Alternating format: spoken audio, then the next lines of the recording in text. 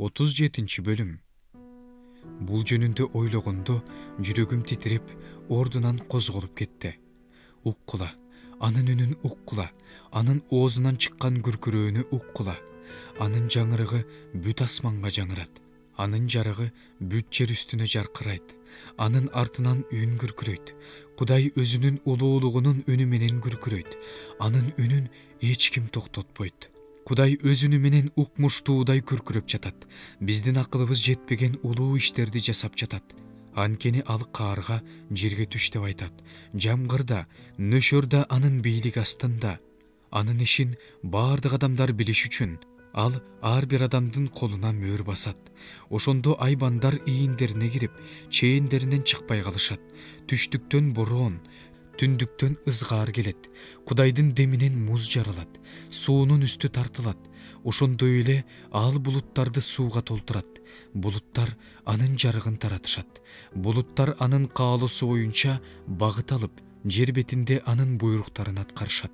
Ал аларды же жазалаш үчүн, же жакшылык үчүн, же ырайым кылыш үчүн жиберет. Буга көңүл бур, Аюп, токтой тур.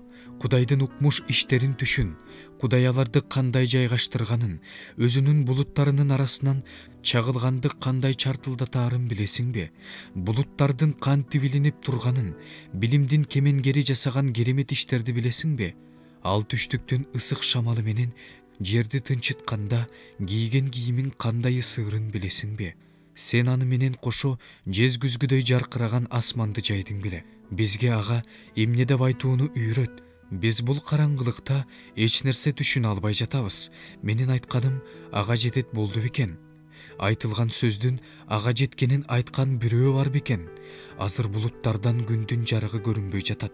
Бирок шамал согуп, асманды тазалап кетет. Жаркыроо түндүктөн келет. Кудайдын тегереги укмуштуудай жарык. Кудай кудуреттүү, ага биздин акылыбыз жетпейт.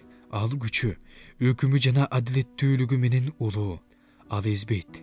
Ошондуктан адамдар анын алдында коркуп турушсун. Баардык акылмандар анын алдында титиреп турушсун.